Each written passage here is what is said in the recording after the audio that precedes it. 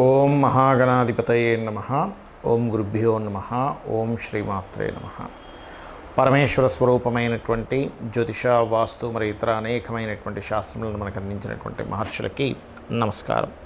హయగ్రీవ హయగ్రీవ హయగ్రీవేతి యో వదేత్ తస్య నిస్సరతే వాణి జనుకన్యా ప్రవాహవత్. అరుణాం కరుణాతరంగితాక్షీం ధృతపాశాంకుశపుష్పబాణచాపాం అనిమాదిభిరావృతాం మయూకైః అహమిత్యేవ విభావయే భవానీం. శ్రీమాత్రే నమః. ప్రేక్షకులకి ఆ లలితాంబిక అమ్మవారి యొక్క అనుగ్రహం పరిపూర్ణంగా కలగాలని మనస్ఫూర్తి కోరుకుంటూ మనం ఈరోజు ఆగస్టు మాసంలో ద్వాదశ లగ్నాల వారికి మరియు రాసుల వారికి ఏ విధంగా ఉండబోతుంది, ఎటువంటి విషయాల పట్ల మీరు జాగ్రత్త వహించాలి, మరియు ఏ దేవతారాధన చేసుకోవాలి, ఏ విషయాల్లో బాగా కలిసి వస్తుంది అనేటువంటి విషయాలు చెప్తుంది నేనైనప్పటికీ కూడా చెప్పేసిన సాక్షాత్ లలిత అమ్మవారిగా భావిస్తూ, ముందుగా అసలు గ్రహస్థితి ఎలా ఉంది. మనకి శని బుధుడు ఇద్దరు వక్రించి ఉన్నారు. ఈ యొక్క బుధుడు ఆగస్టు 11కి వక్రత్యాగం అయిపోతుంది, కానీ శని మాత్రం ఇంకో 4.5 నెలలు వక్రగతిలోనే ఉంటారు, 4 నెలల పాటు. అలాగే రాహు కుంభంలోని, వక్రించిన శని మీనంలోని, అదేవిధంగా గురువు శుక్రుడు మిథున రాశుల్లో, రవి దాదాపుగా ఈ కర్కాటకంలో 17వ తేదీ వరకు ఉండి 17వ తేదీ నుంచి కర్కాటక నుంచి సింహంలోకి మారుతాడు. బుధుడు కర్కాటకంలో ఉండి ఇందాక నేను చెప్పినట్టుగా వక్రించి ఉన్నాడు. బుధుడు 11వ తేదీ వరకు వక్రించి ఉండి 11 తర్వాత స్ట్రైట్ అవుతాడు. అంటే వక్రించి ఉన్నప్పుడు తన ఓన్ హౌస్ మీద తన యొక్క ఎఫెక్ట్ పడుతుంది. కన్యా మనకి సింహంలో కేతు ఉన్నాడు. ఇక ఈ చంద్రుడు కనుక చూసుకుంటే 1వ తేదీ నుంచి కనుక చూసుకుంటే తులారాశి నుంచి మరలా ఒక 12 రాశులు తిరుగుతాడు ఈ నెల, తులారాశి నుంచి మొదలుపెట్టి.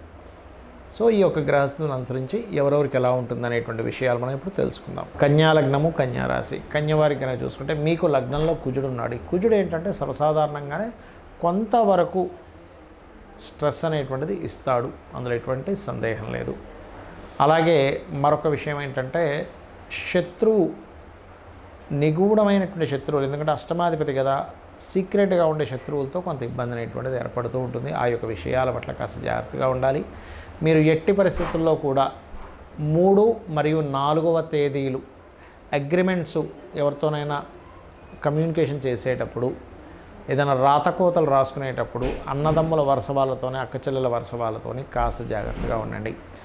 ధనాన్నిచ్చే కారకుడు శుక్రుడు మీకు దశమ స్థానంలో గురువుతో కలిసి ఉన్నాడు కాబట్టి మీరు చేస్తున్నటువంటి ఉద్యోగంలో అక్కడ మీకు ఫైనాన్షియల్గా కొంతవరకు శాలరీ పెరగడానికి అనుకూలంగా ఉంది ఈ మాసం మీకు.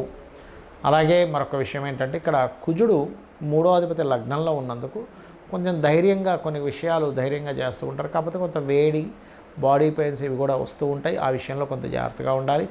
గృహయోగము, భూయోగం కూడా ఇస్తాడు ఇక్కడ. దశమంలో ఉండేటువంటి గ్రహాలు అంటే చతుర్థాధిపతి, సప్తమాధిపతి వెళ్ళి దశమంలో ఉన్నందుకు ఇక్కడ భూ, గృహ, వస్తు, వాహన, విద్యా యోగాలని గురు శుక్రులు ఇస్తున్నారు మీకు.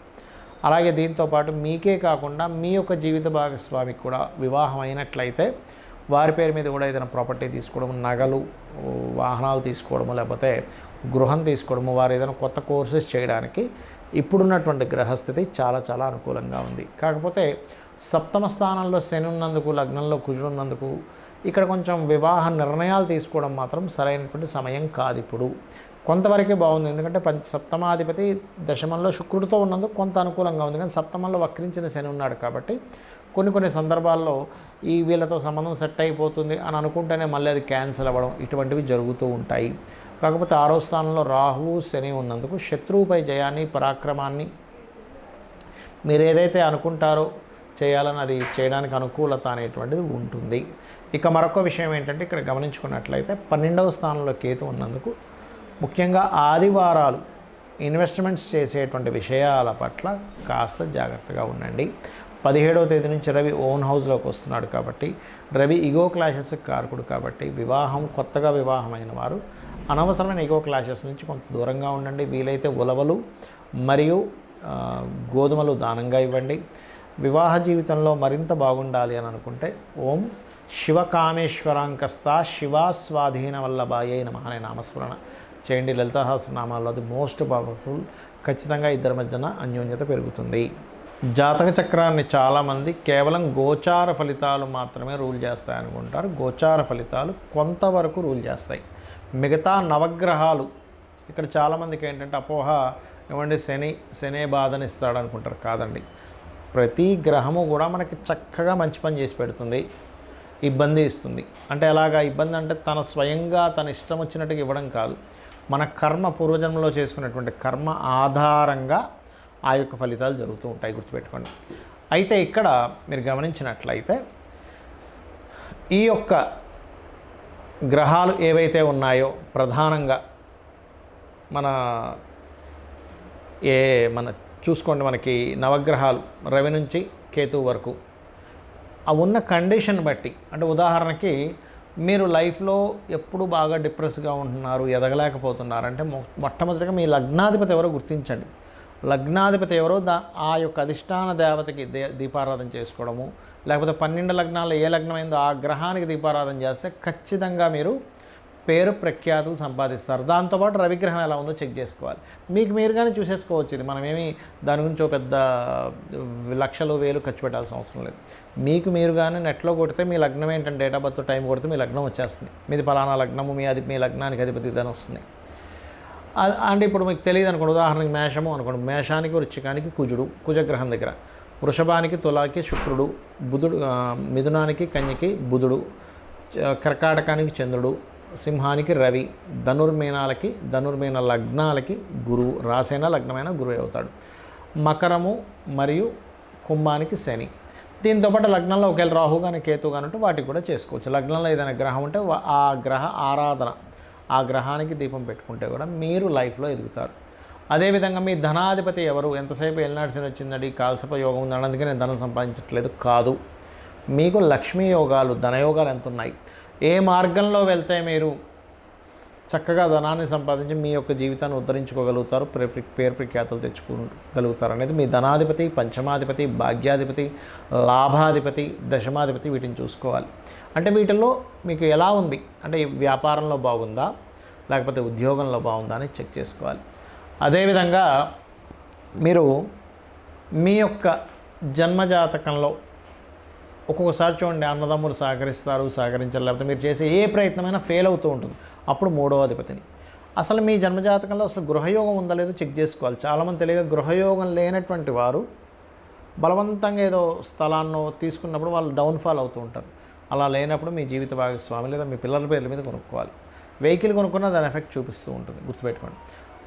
ఒక యోగం ఎప్పుడుంది, ఎప్పుడు తీసుకోవాలనేది ఒక ఎత్తు అయితే ఉంటే కనుక అందులో ఏ ఫేసింగ్ తీసుకోవాలి, ఫేసింగ్ ఈజ్ మోస్ట్ ఇంపార్టెంట్. ఇక్కడ 4 ఉండేటువంటి ఈస్ట్ వెస్ట్ నార్త్ సౌత్ 4 మంచివే, కానీ మీకు ఏది పనికి వస్తుంది ఈజ్ మోస్ట్ ఇంపార్టెంట్. అదేవిధంగా సంతాన అభివృద్ధికి ఏం చేయాలి, మీకు వివాహ సంబంధించిన సమయాలు ఎప్పుడు కరెక్ట్గా ఉన్నాయి, ఎప్పుడు సరైన సమయాలు కదా తెలుసుకొని వివాహం చేయాలి. ఊరికే పాయింట్లు కలిసాయి ముహూర్తాలు పెట్టేసుకుందాం ఇవి కాదండి, గుర్తుపెట్టుకోండి. అలాగే ఆకస్మిక సంఘటనలు మీ లైఫ్లో ఏమైనా ఉన్నాయా, మీ అష్టమాధిపతి చెప్తాడు. అష్టమాధిపతి ఎంత పాడైతే ఆకస్మిక సంఘటనలు ఎక్కువ జరుగుతుంటాయి వాళ్ళ లైఫ్లో. 9th లార్డ్ అంటే మీ యొక్క భాగ్యాధిపతిని బట్టి మీ తండ్రులు గురువులు యొక్క సపోర్ట్, దైవానుగ్రహం 9వ స్థానంలో ఉంటుంది. వృత్తి 10వ స్థానం. ఎక్కడ వృత్తి చేయాలి, ఇక్కడ విదేశాల్లోనో వేరే రాష్ట్రంలోకి వెళ్తే సెట్ అవుతుంది అనేది మీ పర్సనల్ చార్ట్లో ఉంటుంది. అలాగే వ్యాపారం చేయాలా వద్దా, వ్యాపారాలు లాభాలు వస్తాయా లేవా, అసలు వ్యాపార యోగం ఉందా లేదా, మీ బుధుడు మీ లాభాధిపతి బట్టి మీ ఇన్వెస్ట్మెంట్స్ ఏమిటి, మీరు విదేశాలకు వెళ్తారా వెళ్ళరా, తండ్రి యొక్క ఆస్తికి సంబంధించిన విషయాలన్నీ 12వ స్థానంలో ఉంటాయి. అయితే ఇక్కడ మీరు ఒకటే గుర్తుపెట్టుకోండి, మీ జన్మజాతకంలో ఏ మహాదశ ఏ అంతర్దశలు నడుస్తున్నాయి, తద్వారా మీకు ఏ ఫలితం వస్తుందో చూసుకొని ఒకవేళ మంచి ఫలితం అయితే హ్యాపీగా ఉంటూ, ఒకవేళ ఏదైనా ఇబ్బందికరమైన ఫలితం వస్తున్నప్పుడు ఆ గ్రహానికి సంబంధించిన దానము, ఆ గ్రహానికి సంబంధించిన స్తోత్రము, ఆ గ్రహ అధిష్టాన దేవతకి చక్కగా ఇంట్లో నమస్కారం చేసుకోవడం, దీపం పెట్టుకోవడం చేసుకుంటే సరిపోతుంది. అంతకుమించి మీరేమీ కంగారు పడాల్సిన అవసరం లేదు, భయపడిపోవాల్సిన అవసరం లేదు. కాకపోతే మరీ తీవ్రంగా ఉంటాయి కొంతమందికి, వారి దగ్గర ధనం ఉంటుంది. అలాంటి వారు ఏ హోమమో ఇంట్లో చక్కగా సత్యనారాయణ వ్రతమో, చండీ హోమమో, లేకపోతే గణపతి తర్పణమో, మీకు సుదర్శన హోమం, మీ ఇష్టదేవత 4 డబ్బులు ఉన్నాయండి నేను చేయించుకోగలను, కానీ ధనం లేకుండా ఏదో అమ్మో డబ్బులు పెడితేనే కానీ భగవంతుడు కనికరించడు, గ్రహం కనికరించదు అనుకోని మాత్రం ఎప్పుడూ అనుకోకండి దయచేసి.